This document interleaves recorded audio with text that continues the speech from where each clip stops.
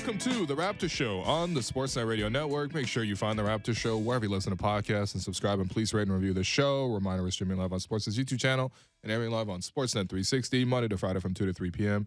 I'm your host, Wayne Lou. I'm joined by producer and co-host Alex Wong. No, today is not going to be the Masai Ujiri season-ending press conference. Once again, it has been pushed back. One might wonder what's going on, but I think, if we read read in between the lines, might be fairly clear what potentially might stall a decision like this. So, when that happens, we will definitely break it down. I'm looking forward to hearing from Masai about the Raptors. I'm sure he'll be asked tons of questions. It'll be at least 30 minutes, and we have lots to grill him on. He has lots to answer for. But in the meantime, we have the rest of the league is playing in the playoffs, and it's a really fun weekend. So how you doing, Alex? Yeah, I don't think anybody was thinking about the Raptors this weekend, to be honest. Maybe except you. But yeah, I'll be interested. They should have all these Masai pressers at the Sportsnet grill, since everybody's getting put on the skewers. Hey, man. Why not? Honestly, serve some kebabs. There's going to be some serious ones because right now I'm actually working on like a 10 things on the season as a whole. Yeah, stop working so hard. First off, I thought this might just fit itself into one column, but it's starting to feel like everything out of the 10 should deserve its own piece. Every player is getting 10 things is what you're teasing. Right now, basically, at the moment. Obviously there's certain guys who's not going to quite get it, but I've just written the Fred portion of it and it took me an hour.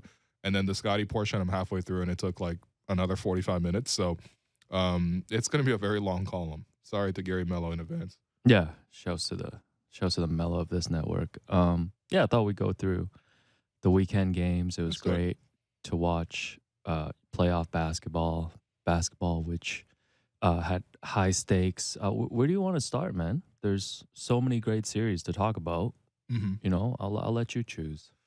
You know what? I like the way you have it run down here. Let's start in the Western Conference. Okay. So obviously, look, only one game has been played in all the series. Don't want to overreact to things. However, I do think that since a lot of these matchups you weren't really able to sort of prepare for just based on how uneven this regular season was in terms of guys being in and out of the rosters and all that kind of stuff. Also, lots of trades being made. You didn't really know how it was going to go. So I thought it was, in that perspective, game ones are actually pretty important in terms of just seeing how the two sides matched up. And to me, the most fun game of the weekend, and there were lots of them, but I think Kings beating the Warriors in game one was probably the most fun. It just had the best offense, period. Yeah, for sure. Apologies to anyone who took our Between the Lines lock on the Warriors for game one. All right. Yeah, but you didn't have to bring it up. No, that was an amazing game. Steph missing a three at the end. De'Aaron Fox. By the way, why did he do a one-legged, one-handed runner? Yeah, I was thinking that too, watching the replay. I feel like he had, there was a defender in the back who could have swiped his shot, but I feel like he could have taken a set shot there. Probably. Steph one-legged is better than anybody with two legs. I suppose. Better than Andrew Wiggins with two legs in the corner. But shouts to Wiggins too. Came back, had a great. Well, yeah. He had a great game. 17 points, 4 blocks in 28 minutes. But man, great Sacramento Kings crowd, which we were all expecting. Yep. And De'Aaron Fox had an incredible game. And I think for a lot of people, including myself, who didn't watch all 82 Sacramento Kings games, I think really got a glimpse of what this Kings team has been doing this season. He had 29 points in the second half, 38 points total. And Malik Monk coming off the bench for 32. And then a little cameo from Alex Len, who made some nice plays. Raptors legend, man. Trey Lyles, doing his little Rui Hachimura of Sacramento, hitting some threes. From Saskatchewan to Sacramento. Said no one ever. Yeah, that's right. Except for Trey Lyles. Our guy Sabonis was not in the bonus. 12 points, 5 of 17. Thought Kevon Looney did a really good job. But yeah. That was an incredible game. What's are you changing the way you look at this series based on that? Has anything kind of changed your mind based on seeing that first game? No, the only thing that really changed my mind is just I don't think the Kings are shook in that way. I think that's always a concern when it comes to these newer, younger teams in their first experience. Clearly, when you watch them, they played with all sorts of confidence. The way they played on offense, the last 15 minutes of the game, the Kings scored 50 points. 50 points in 15 minutes. Credit to the Kings. In the playoff setting. I need the Warriors to just be more serious, man. I'm so tired of them coming off losses and Clay being I've been doing this for a long time. The shots are going to drop in game 2. Just win game 1 then. Yeah, I wasn't really that concerned with Clay's shot selection. I'm really never that concerned. But No, I just think the Kings went straight at the Warriors. I think a number of things really stood out. One is just the sheer speed of the Kings. Like, they just come downhill at you all the time. Obviously, Fox was able to get to his shots. That was like probably an average game for Fox. In this context, when you consider that much usage, like, he's just been really, really good. Like, I'm not saying that he averages 38 points a game, but when you give him that much of the offense and that many shots, like, he's been doing this for a lot of the season, right? Obviously, Malik Monk off the bench was a bit of a surprise in terms of just, like, he doesn't always do this, but, like, the speed in which they got downhill and got fouled and got to the free throw line 32 times, like, that was just a really, really impressive performance. It reminded me a lot of that game that they played in double overtime against the Clippers. Now, that game was ridiculous. I think that was like 176 to 175, and the Kings ultimately won that one. But, like, I think what that game showed is, A, they're fearless. They're going to go toe-to-toe with anybody. And then in this one, it was the same kind of deal because they could have easily folded. Like, the Warriors did have a lead, and then Steph Curry came back in the game, and he was making shots again. And, I don't know. If Sacramento didn't score the way they did down the stretch, which was just like every single possession, I think the Warriors probably would have taken this game. But, yeah, no, I'm really impressed for Sacramento. I'm really happy for them. Excellent Mark Jones performance as well. Oh, that's right. Do you have a favorite Mark Jones call from that game? Plenty to choose from. Yeah, as that's what Mark does, but that's what I do. I talk. But no, in the fourth quarter, there was I think De'Aaron Fox hit like a crossover into a jumper to put the Kings up like 5 in the fourth quarter with 10 minutes left, and he said, first name De'Aaron, last name him. A lot of him discussions in the NBA over the weekend. That was pretty good. There was also a moment where they were coming back from commercial and they were like showcasing all the former Kings players that were there. Did you recognize any of them? Yes, I did. Of course, man. Come on. And like who? Mark Jones was like, we have all the Kings of the past here. We have Jason Williams. We have Vlade Divac, and then the next person they showed was 50 Cent. I was like, oh, yeah, I guess he is also a king of the past. 50 was a king in 03, man. Hey, man, listen, 50 really, I've said like G-Unit entirely, but also 50 Cent, just completely owned my middle school experience, sonically at least. But, yeah, no, it was just it was just really fun watching the Sacramento Kings, too. I still think that the Warriors will win this series, but man, I'm just happy for the Kings. You know what I mean? I feel like I've seen the Raptors go into these situations and fold before. So for a team not to fold, I was impressed. Yeah, challenge for you on this show is not reference the Raptors. Got you. Once. No, I agree with you though, and I think Game 2 is tonight, and we'll probably talk about it at the end of the show with our Between the Lines segment. But that just makes the Game 2 so critical now. Oh yeah. For the Warriors, and I'm with you. I think if the Warriors get this back 1-1, I'm still interested to see what this Kings team can do on the road, and you just have to give the Warriors that respect based on their championship pedigree. And they were plus 11 in the 37 minutes that Steph played, which means they lost the 11 minutes that he sat by 14. Damn. Yeah. Again, you told me not to talk about the Raptors, so I'm just gonna sidestep that one. Okay. Yeah. What'd you make of Draymond too? I thought Draymond had a really good game. He always has good games. Yeah, but playoffs, man. I feel like I always forget how impactful Draymond is in these like playoff settings. Yeah. And just the playmaking and the defense and sitting on Domantas Sabonis with 30 seconds to go, and dropping a react pod after. We got the full Draymond experience already in Game 1. Did you listen to the Dre pod react pod? Oh, I did. I listened to it at 3 times speed, so it was done in 3 minutes. What did he say? Not much. I feel like the focus was so much on limiting them on the offensive glass. Yeah. The Kings had 17 offensive rebounds. Those extra possessions matter for a team that could hit shots. Yeah, Warriors shot 53s. 16 of 50 from. I guess I shouldn't be surprised. And Wiggins was wide open in the corner. Now, unfortunately, he was 1 of 8, but that's as good of a shot as you can get in that moment. So this could have easily gone the Warriors' way, but again, respect to Sacramento, man. Yeah, you're not concerned about this Warriors road thing. They won 11 road games during the regular season, and it was similar to Game 1 where they take a lead and they usually just let the opponent kind of run away type. Yeah, I don't think that they didn't play well enough to win on the road. I just think that Sacramento played, with more force down the stretch. We're still not respecting Sacramento to win the series. No, it's not that. First off, I gotta show a lot of respect to Mike Brown. It's not like he's given the best roster here, but at the same time, he's made it work to such a degree where everyone looks so dangerous. Obviously, having shooting makes everyone quicker, but these guys are moving the ball. They play at a super high pace. You know, they're never really shy to take shots too, and it's like it makes this whole team feel dangerous. Like I've never really watched. No offense to some of these guys, but like I never watched Trey Lyles and was like, man, I feel like he's such a dangerous weapon in this game. I didn't even know he was on the Kings. But like, you know what I mean? Like I think that's what happens when you have a really good coach and a really good system, and everyone's really empowered offensively. Clearly, it helps to have like shooting in abundance, which the Kings clearly did. But like, no, it's just the whole team. You can tell they have a great confidence, and I think it really does stem from their coach. Yeah, let's do 3 stars and Gerald Henderson for these games. Okay. So first star, De'Aaron Fox. Honestly, Malik Monk. No, I was gonna give. Okay, fine. Second star, Malik Monk. Third star, Steph, and then Gerald Henderson, Trey Lyles. Honestly, Trey Lyles had 16 points off the bench in 18 minutes. Yeah, so pretty good. We got to give him that. You know, the last time the Kings were in a playoff series was 2006. Yeah, and that's when they lost in the first round as an 8th seed to the San Antonio Spurs. You know, I pulled up the box score of the last game that they played in that series. Do you think you can name 5 Sacramento Kings players from that? From 2006? Yeah. So I'll give you a hint. Like Mike Bibby was their starting point guard. Got you. Kevin Martin? Yep. Peja Stojakovic? No, he was gone. He was already gone? Damn. Yeah, or injured. Yeah. Was Chris Webber still there? No. This was like post Chris Webber. Gerald Wallace? No, they brought in 2 guys, 2 pretty named guys that were only there very briefly. Bonzi Wells and Metta World Peace. Wow.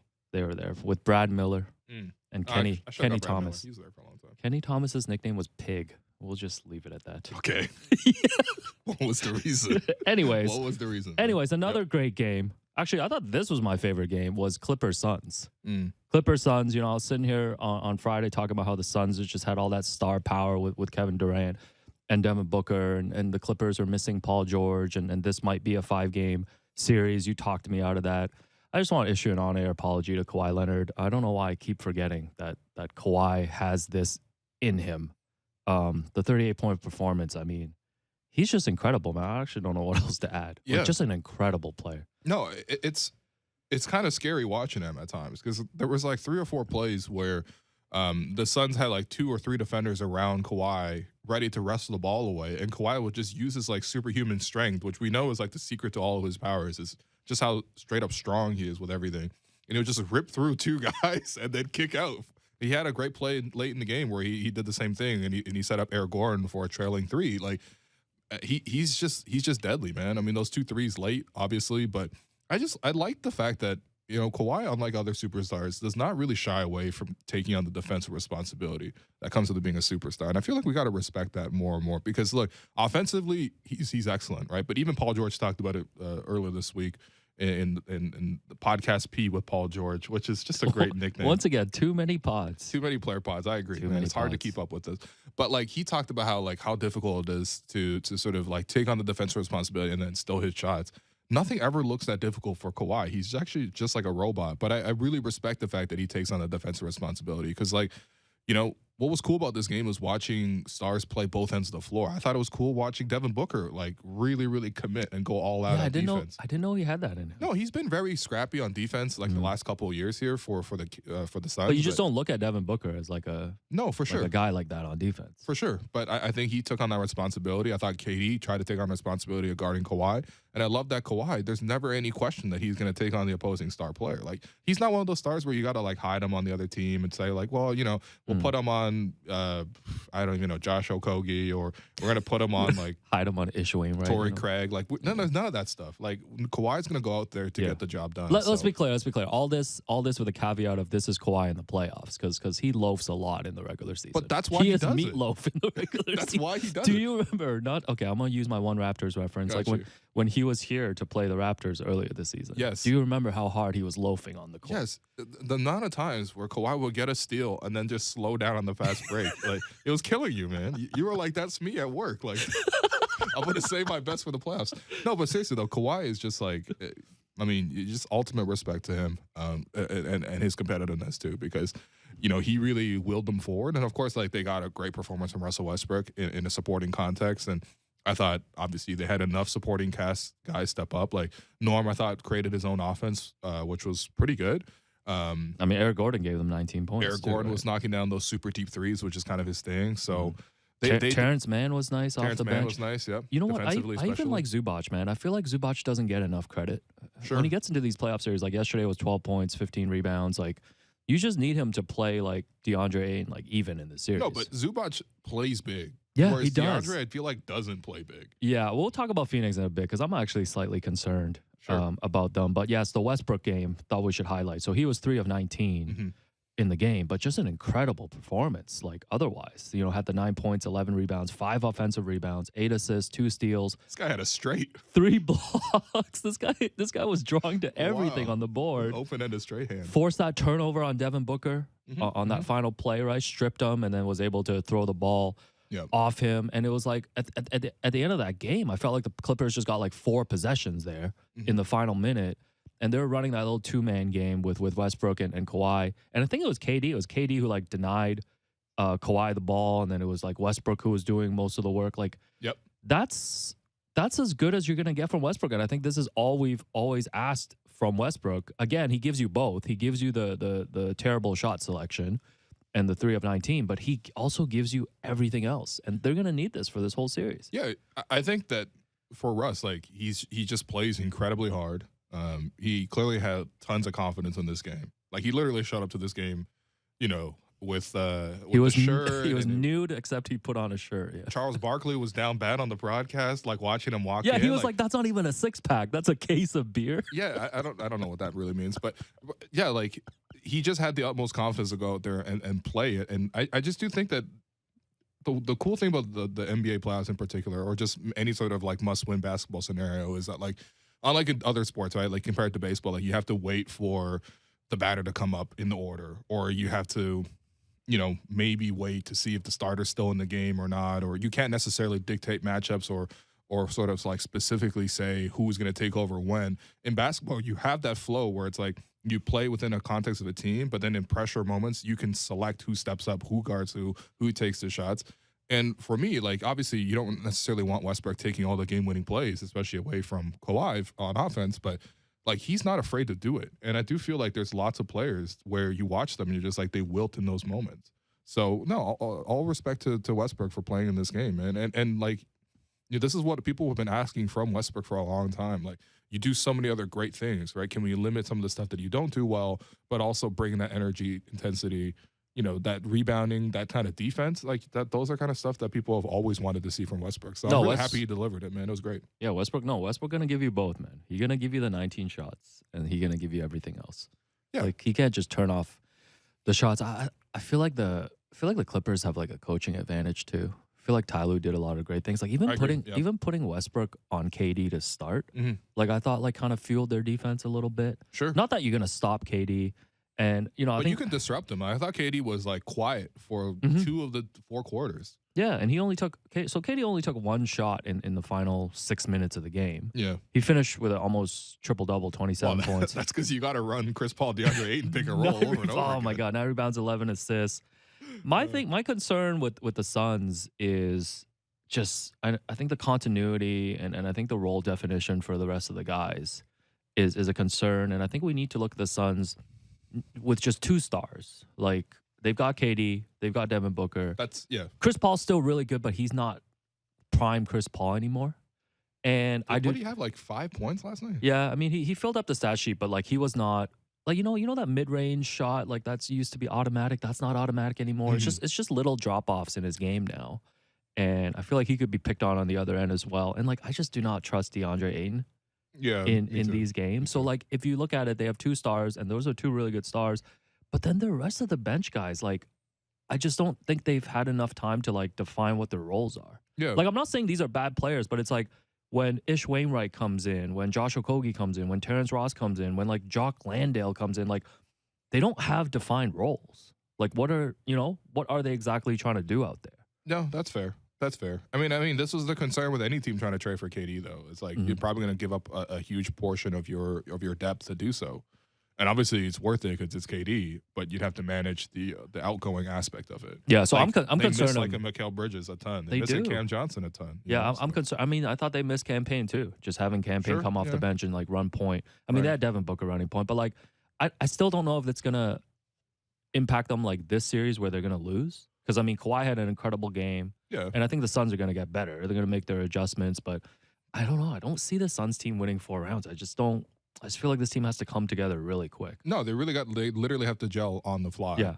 Now, of course, for them, this is not like a 1-year thing. Like, they can run it back with the same group, or they can make adjustments. But yeah, no, there are some real concerns. It is kind of sad watching Chris Paul go 39 minutes, only score 7 points, though. Like, I mean, low-key, who had a better game? Like, Chris Paul or Russell Westbrook? Oh, Westbrook, no doubt. It's not even close, right? No, Westbrook has fingerprints all over that win. Damn. I also love the vengeance that Russ plays with. You know Oh, what I yeah, mean? yeah. It's really like having to run into your ex. Like, it's like, holy, man. Like, just leave me alone. Yo, Westbrook legit does have just coming off signing the divorce papers energy you're just every like, game. please. This is necessary. From his outfit to like the way he plays, like just the entire thing. He barking at people before and after the game, during the game, man. Yeah, so Man. at halftime he did get into a little scuffle in this lounge as he was going to the locker room. Apparently, Suns fan yelled like a Westbrook at him, and then Westbrook kind of confronted him. And I mean, these fans just, I don't know, man. Fan behavior, whole other conversation. 3 stars. So Kawhi, first star. Kawhi, absolutely first star. Second star. I'm gonna give it to Westbrook actually. Really? Yeah. What you want? Who you want for second star? I mean, I thought KD was clearly the second best player. But I mean, I'm gonna give it to Westbrook just because they won though. Okay, fair. Westbrook and then KD. Yeah.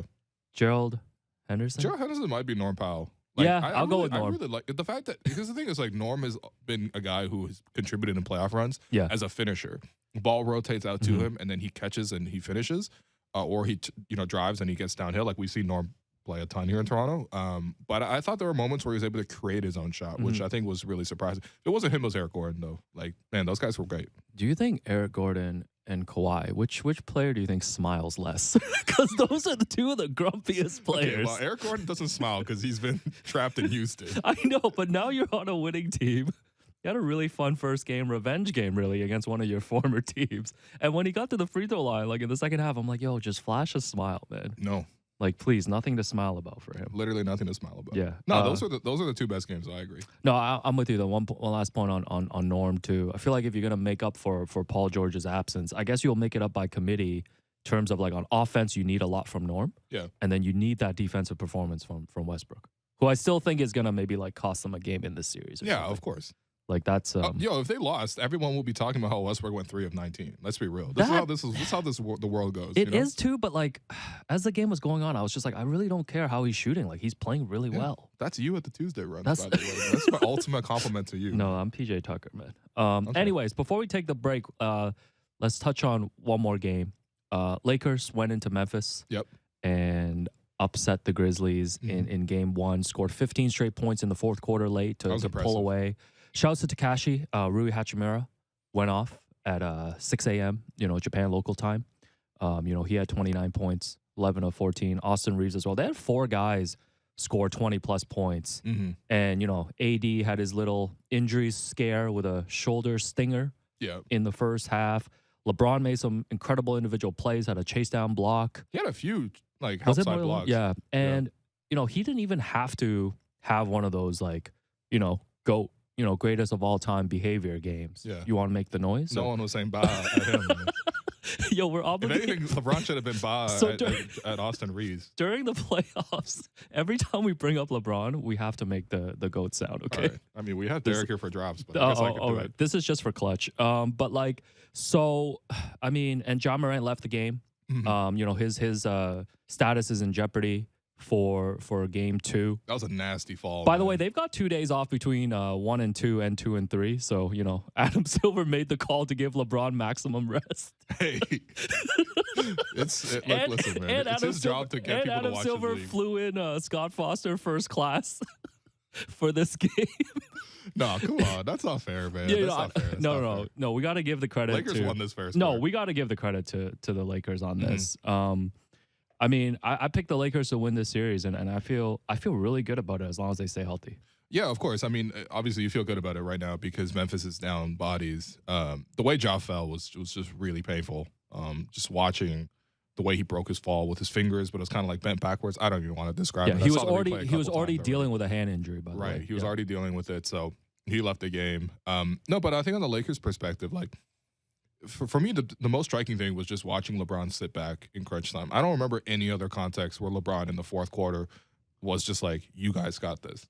And it wasn't like, the Skip Bayless style of he's running from the moment, all that kind of stuff. Like, he was actually just like focusing on supporting the team. Like, can he rebound the basketball? Can he come over, and rotate over weak side and block a shot, which he did a couple of times?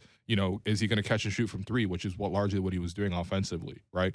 And even though I thought part of that was just he wasn't as effective offensively as usual, and he had some uncharacteristic turnovers, but it was interesting just watching him take that supporting role. And to me, it's like, if LeBron wants to play another 5 years, even if he falls off in that like primary role, but like is just like focusing on those aspects, he could play another 5 years just easily doing that and be awesome in that role. Obviously, it's a one-time thing. We're going to see LeBron take over in crunch time. But yeah, man, I thought everyone else stepped up around him. AD was phenomenal. He was flirting with the 5x5 game. Oh yeah, by the way, shouts to AD, man. How do you have 7 blocks? That defensive impact. Oh my, he showed up, man. And it was like, obviously he wasn't a candidate for Defensive Player of the Year because he didn't play enough games. Mm-hmm. Yeah, AD's never hitting another individual award once the CBA puts in those rules for minimum games. I mean, it's like him and Kawhi basically, right? Yeah. Who are like such an elite level of player, but obviously they're not going to play enough to get there. But like when you get into this context and you see it, like even him versus Jaren Jackson Jr. Jaren Jackson Jr. should probably win Defensive Player of the Year for me. But like AD clearly outplayed him on defense. And was excellent. Obviously, Austin Reeves taking over late was really fun to see. Rui Hachimura making every shot was fun to see. I mean, honestly, you got to give the Lakers credit too. Like they found a lot of rotation players for a very, very cheap price. Like Austin Reeves was a two-way that they developed into. Like for comparison, this would be like if Ron Harper Jr. went off for 23 points, including closing game one. Let's not do that. Right? Or like Rui Hachimura, they got him for 3 second-round picks, right? And when you compare his ability to shoot the ball and his ability to sort of even play some defense, but mostly shoot the ball and score. Like, it's really impressive, especially for the low price of 3 second-round picks. So that's not even including the fact that they've made other trades during the season to sort of supplement the roster. Vanderbilt, I think, can be a defensive option out there most games. Russell, I thought, has just been a really great job of running the show, and that allows LeBron to play more off ball because you have another reliable ball handler out there. So, no, I mean, I hate to hand it to the Lakers, but they look nice. No, they look nice. And I think about all the LeBron teams that's had success throughout his career. Like, you always see role players, like, stepping up, right? Because I think playing around LeBron, too, like, I think about, like, Boobie Gibson in Cleveland. I think about, like, Mike Miller when he was in Miami. Jones, Anderson, Varejao. No, but even, like, Delhi. Sasha Pavlovich. Like, Matthew Dellavedova. Yeah. Like, all these guys, right? And I think they have such a good roster now of guys. Like, Desmond Bain was talking after the game about how, like, oh, Rui's not going to do that in game 2, which, probably not, but someone else might. But that's what I'm saying. That's concerning for me when the Grizzlies are talking. Well, anytime the Grizzlies talk, it's concerning to me. But like Dennis Schroeder might have a really big game, right? Malik Beasley could hit like, I don't know, like 5 threes in a game. And that's before you even activate LeBron if he really needs to. I still feel like he can access that greatest of all time behavior. Yeah. So this is looking. I think the biggest winner coming out of this weekend, I want to say, is the Lakers. No, that's fair. If you want to take the game 1, 3 stars. I'm gonna give Rui Hachimura the first star. No, AD got to get the first. Okay, star. fine. AD was so good in this. Okay, game. AD. Let's give Reeves and Hachimura a joint 2nd star. I just want to shout out Jaren. Jaren Jackson had a really good game. 31 points. Was awesome. I think that's the clear advantage for the Grizzlies is just how athletic they are. Yeah, so I'm gonna give Jaren Jackson Jr. the 3rd star, and I'm gonna give an anti-Gerald Henderson award to Santi Aldama, who was minus 23 in 24 minutes. Like, what happened? You shouldn't be playing Santi Aldama in these moments. No, but I'm sorry, happened? Remember when you turned to me earlier this season? You're like, Santi Aldama's kind of nice. Yeah, well, I was watching the Raptors for 82 games. What do you want me to do, man? Sorry, this whole episode has been so dripped in subtext. You don't understand. Every time I saw a role player perform this weekend, I was like, how do we get the entire Brooklyn Nets bench over to Toronto? Because they have so many NBA guys. Anyways, and then the other West game, just to wrap up, I mean, I didn't really watch much of this, to be honest. The Nuggets blew out the Timberwolves. Not gonna lie, after watching 7 games on the weekend, I went to sleep. No, the highlights. True vets, especially for the first weekend of the playoffs, you got to be selective and like take a little break. Is that your way of saying Succession was on? So no, I mean, I waited till Suns Clippers is over to watch Succession. Shouts to Marsha. But the opt-out for me in this first round, I'm gonna need you to carry me on this, is Celtics Hawks. Like I'm opting out. I actually watched a lot of that series. Yeah, I'm opting out of that series until the Hawks win a game. So we'll see you in the second round. Yes. Anyways, anything to add about Nuggets Timberwolves except Kyle Anderson got into a little fight with Christian Braun. Yeah, what's happening, man? I don't know. What's going on? Yeah, I think that's gonna be. We got to keep our hands to ourselves. That's gonna be a sweep for the Nuggets. I feel like. I mean, I'm surprised the Timberwolves only scored 80 points. The Nuggets are not a good defense.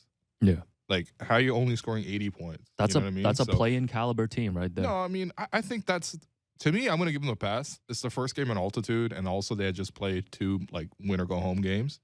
So I'm going to give them a slight pass on this, but like this was nowhere near their best. And obviously, I mean, we haven't seen that much of the Timberwolves in the playoffs or in like a must-win setting. But to me, I just remain so deeply like unimpressed. I'm just like, this team, man, you can't really count on anything from this team, which is what makes them annoying because they obviously have very talented players, but you can't count on any of it for any specific moment. So to me, it just feels random as to when they play up to their ability and probably win or at least stay competitive versus when they bottom out like this. Yeah, I will shout out Kyle Anderson though, because he's been on a great 2-week like coming out party. Because 2 weeks ago, everybody just knew him as slow-mo. Like he just makes really slow moves. And now it's like he'll fight anybody. Like he'll fight his own teammate. He'll fight the whole Nuggets team. I mean, it's less impressive when it's Christian Braun and you're down 25. We need to get him out of this toxic work environment in Minnesota. He doesn't seem happy. You know what? That's fair. No, sorry, one more thing. Yeah. I forgot to mention. So LeBron after the game said that he knew Austin Reeves would be special after their first practice together. So on the LeBron lying meter, out of 10, how good is that lie for you? I mean, this is nowhere close to when LeBron was like, I saw Scotty Barnes as a 6-year-old. 7th grade. It's nowhere on that level. So he's like, I saw Scotty Barnes' EQAO scores, and I knew he was him. Like, no, I mean, the first practice, I can understand. I'm sure Reeves probably did tear it up. Because if you're going to get that many minutes and that much playing time from out of a two-way or out of an undrafted player, like, they probably did kill it in behind-the-scenes moments, and that's why they're elevated. So, all right. I'm actually saying LeBron is telling the truth on this one. Okay, I'm giving a 6 out of 10 for this one. No, 6 come out on. of It's 10. definitely worse than this, man. All right. It's not even as good as what he said. I invented deluxe albums. Yeah, that's insane. He slapped 2 tracks as a bonus. How does no one call him out on this? Anyways, when we come back, we'll talk about the. There we go. When we come back, we'll talk about the Eastern Conference. No, the East was fun, except for 2 of the series. But anyway, I've been your host, Willow, and you've been listening to The Raptor Show on the Sportsnet Radio Network.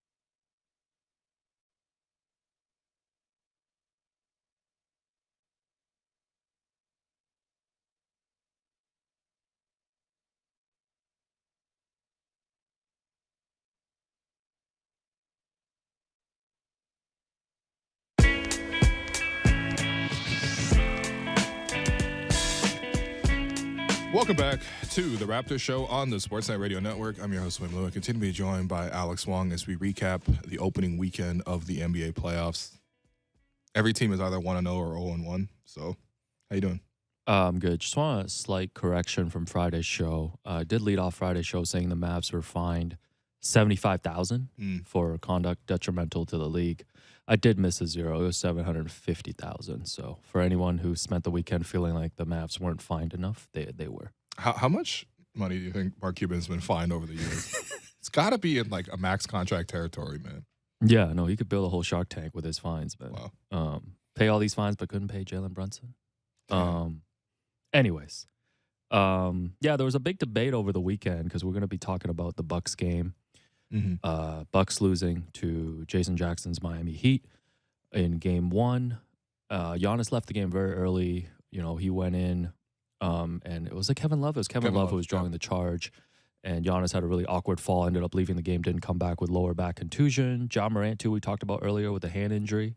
AD took the charge there. Yeah, AD took the charge, and now there's a bit of a discourse about just, you know, whether we should just maybe move the restricted area out, or just changing the way where we allow players to slide in when an offensive player is going in midair. Thoughts on this? Any thoughts on this?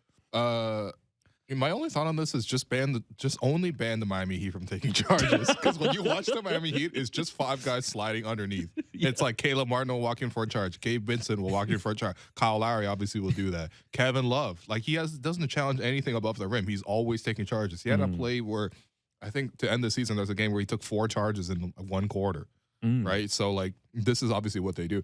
No, I mean, I think I actually have no issues with the charge defensively as a play. I think you have to make some sort of ability for for shorter players to be able to contest against taller players. And I think just in general, watching defense is like half the game for me. And we have taken away so many other avenues for players to play defense. So I think the charge is fundamentally a part of basketball.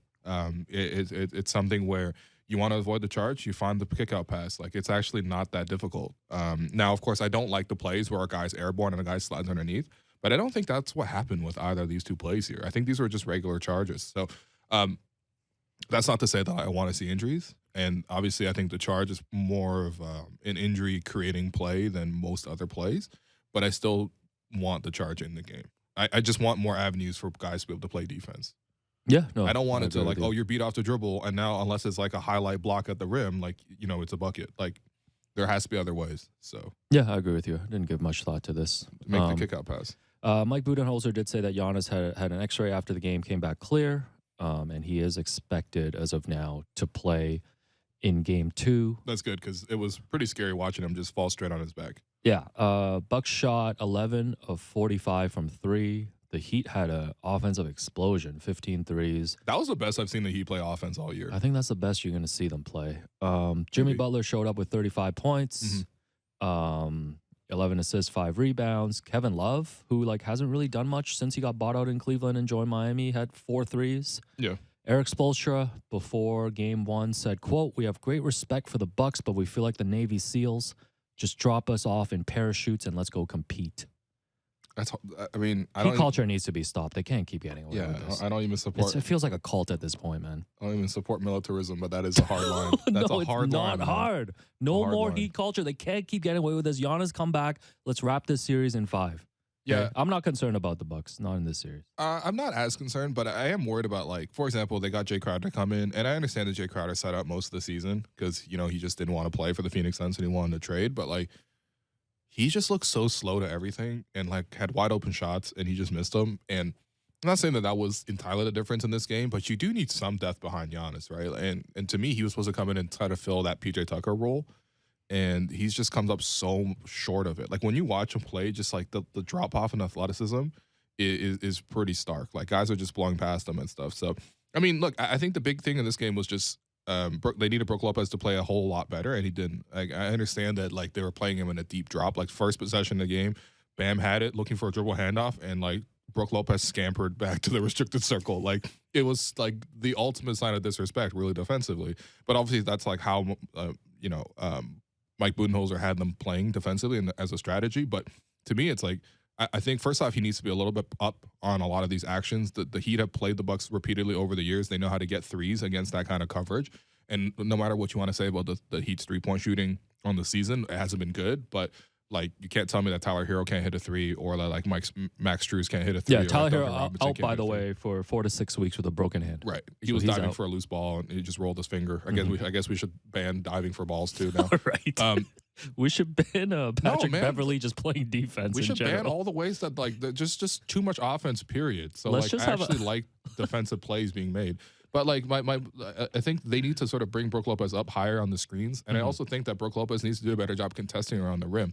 It's shocking to me how many times Jimmy Butler snuck past him for scores at the rim. How many times that even Miami's other guards were able to get downhill and score over him at the rim. Like, Brook Lopez needs to shut all of that down. Yes, he did a good job against Bam, and Bam was mostly limited to mid-range pull-ups. But like, I've seen lots of guys limit Bam offensively in a playoff context, even just within this week.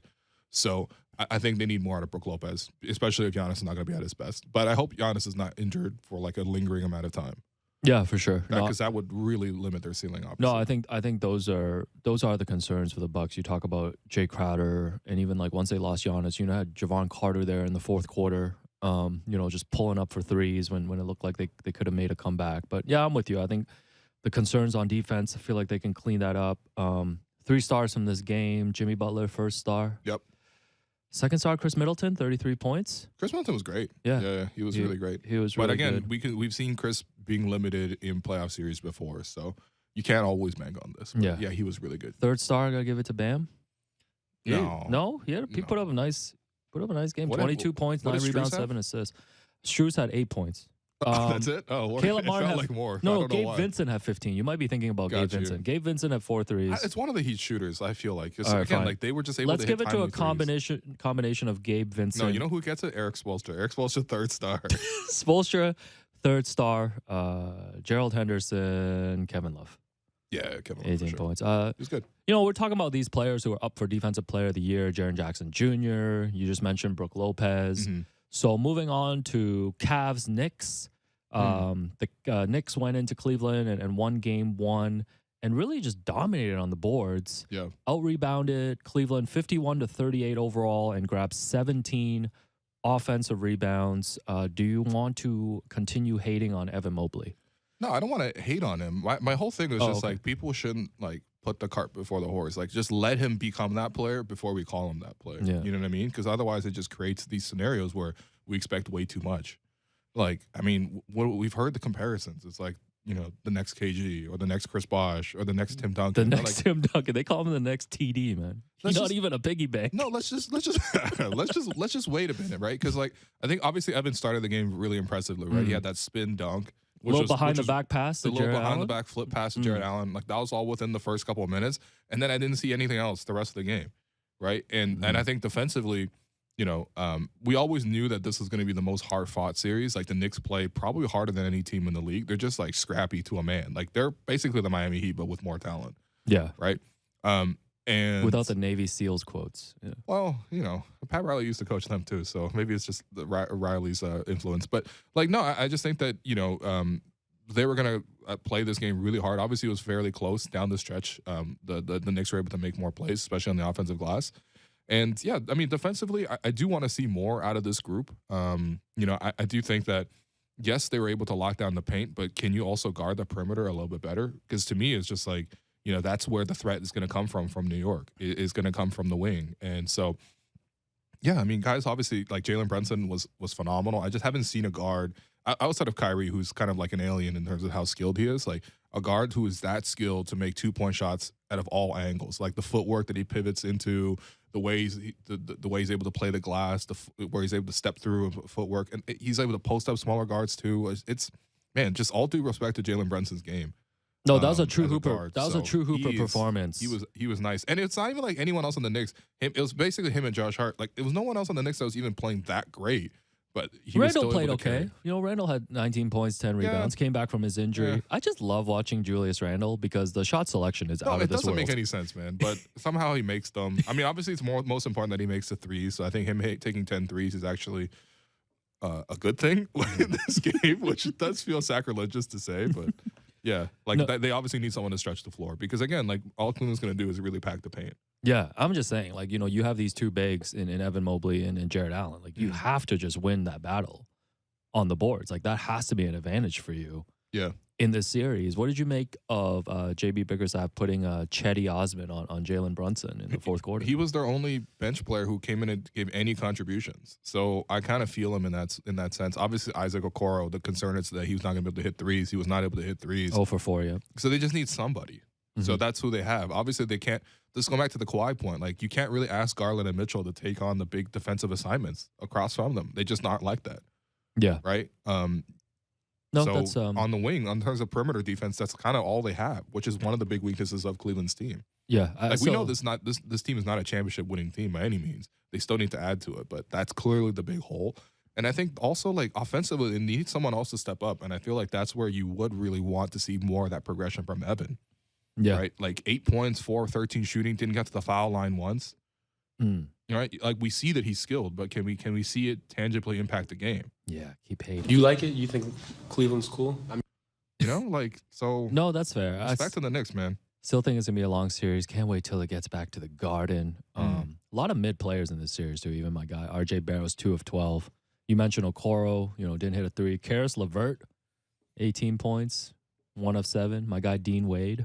Yeah, that bench was terrible. That bench is just kind of ridiculously bad. Yeah, that was bad. So, no minutes for Danny Green. I did hear something like Danny Green's ready and willing to go, and I was like, let's see it, man. All right, yeah, maybe we'll see Danny. Give Harrison some content. Yeah, give Harrison some content. 3 stars for this. Jalen Brunson, first star. Yeah, no doubt. Second star, I'll give Donovan Mitchell. Got to give an apology to Donovan Mitchell, man. 38 points. Bro, he is a proven playoff performer, man. Absolutely. I feel like I've given him a lot of hard since he was a rookie. Yeah, man. I give him a hard time just because like Utah's collapsed in so many of those playoff runs with Mitchell and Gobert, but just the individual numbers, like Mitchell does deserve more credit. Yeah, 38 points, 8 assists, shot the ball efficiently, hit 6 threes, 44 minutes. Yeah, so give him that. Third star, Julius Randle. Nah, man, Josh Hart. Josh Hart, Gerald Henderson. No one's Gerald Henderson in this series. No, there's only 3 guys who play well. Anti-Gerald Henderson to the Cavs bench. Yeah. So to Evan Mobley. I still think this is going to be a long series. This should go 7. This is classic Eastern Conference basketball, man. Just 2 teams struggling. I love how whenever the ball is just bad, like when the basketball is bad, people just call it classic Eastern Conference ball. No, it's like it's scrappy. We need to get gritty. deeper than that, though. No. Anytime both teams are 33% from the field, everyone's like classic 90s See, like, ball. Kings Warriors, that's classic Western Conference basketball. All right, guys, just running back and forth. You know what? The no one can stop stylistic each other. difference is so noticeable in the though, East. in the playoffs. No, this is what it is in the East, man. Okay, it's you know. Yeah. Pick up your hard hat, put a pack a lunchbox. Navy SEALs, baby. Yeah. Navy SEALs ball. You got not even prison ball. Navy SEALs. You get 24 seconds on the shot clock to talk about Celtics Hawks. Celtics blew out the Hawks. Game 1. I just respect the way the Celtics are committed to playing defense, man. They made so many rotations, and their effort was just consistent across the board. There was one play where they gave up 2 offensive rebounds. I clipped this. Derek White made like 4 defensive rotations on the same play until they finally. The Celtics playing defense. He's so down it's crazy. bad Al right Horford now. got the rebound. I think some team called timeout or maybe a foul was called, and Al Horford just so hype in the crowd. Like that's the commitment to winning. This is why I have the Celtics unfortunately winning the title. It's really I hate to say this, but no, they have that kind of depth. Jaylen Brown, obviously the concern is his hand going to be okay. I think it's okay when he has 29 points and 12 rebounds. Yeah, the wound, I think, opened up again from the stitches during the game. But again, I feel like they're going to be fine. You hold me down on this series, okay? I'm skipping this one. Yeah. Yeah. I mean, I think the Hawks can put up a better fight, but no, they were just down 20 the whole time, man. This looked like Raptors Celtics. No more Raps references. And now it's time for Between the Lines, brought to you by Bet Rivers. It's a whole new game. So the other Eastern Conference series we didn't get to was the Sixers blowing out the Brooklyn Nets in Game 1 on Saturday. The Nets threw very aggressive double teams at Joel Embiid every time. He ended up with 26 points and hit all 11 of his free throws. James Harden didn't go to the free throw line, but finished with 23 points and 13 assists. PJ Tucker with the PJ Tucker special, 5 offensive rebounds and 5 steals. That's a 5x5 for him. Yeah, man. that's a PJ 5x5 and 5 sneaker changes 5 fouls during the game. Yeah, that's a quadruple double for PJ. Yo, he was killing him. Man. The Sixers are favored by 10 points tonight in Game 2 at home. Yeah, I thought for the Nets, I mean, I'm really impressed with Mikal Bridges. Just seeing him like round into this legit number one option. 30 points, 12 of 18. I agree, but second half, he was very quiet. I know, but the Nets have built a perfect roster to just lose every game by 7-11. I think they got the 7-11 squad. That's fair. No, because they look good in stretches, but you know the other team's going to pull away. But the Sixers are giving away 10 points tonight, Will. Who are you picking? I think I'm still picking the Sixers on this one. Okay. I don't actually like Brooklyn's strategy here. I understand that no one can single-handedly guard Embiid, but like I do feel like just throwing the blind doubles at them, it really did feel like Raptors Sixers in the same way, because it's the same kind of roster, all sorts of wings. No one can really guard Embiid one-on-one. And the constant aggressive double teams, the Sixers are very well prepared to play that strategy. They have really capable, willing shooters. Obviously, it helped that Harden was able to hit all sorts of step backs too. He hit 7 threes, but like that's James Harden. Like he's capable of doing that. Tobias Harris, he always goes off when you really play the strategy as well. So, yeah, if Brooklyn plays the same strategy again, I do see Philadelphia replicating this. Like that's the one thing where last year watching the Raptors play the Sixers so closely, it's like their starting five has the ability to play this clinical on offense. So I'm not saying you're just gonna have to only let Nick Claxton guard Joel Embiid, but like it can't be as many blind doubles. It just can't be. No, I'm gonna go with Tobias Harris has been good in the last 2 playoffs, man. Tobias, you can count on Tobias Harris from games 1 to 5. It's just 6 and 7 that's the problem. I'm gonna go with the Sixers -10 as well. That was between the lines.